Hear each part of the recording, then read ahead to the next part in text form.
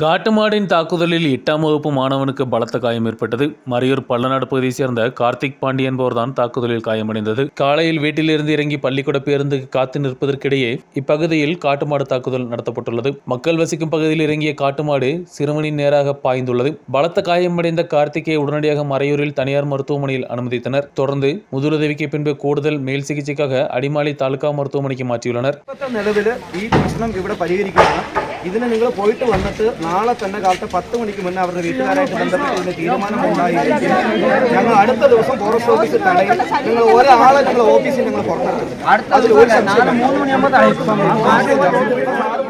மக்கள் வசிக்கும் பகுதிகளில் காட்டுமாடு உட்பட வனவிலங்குகளின் தாக்குதல் அதிகரித்துள்ளதாகவும் குழந்தைகளுக்கு கூட சாலையில் இறங்கி நடக்க முடியாத நிலை ஏற்பட்டுள்ளதாகவும் பொதுமக்கள் புகார் தெரிவித்துள்ளனர். இந்த பகுதியில் வனவிலங்கு தாக்குதலுக்கு நிரந்தர தீர்வு காண வேண்டும் என்றும் பாதுகாப்பு உறுதி செய்ய வேண்டும் என்று வலியுறுத்தி பொதுமக்கள் எதிர்ப்புகளை பலப்படுத்தியுள்ளனர். News bureau, Maraiyur.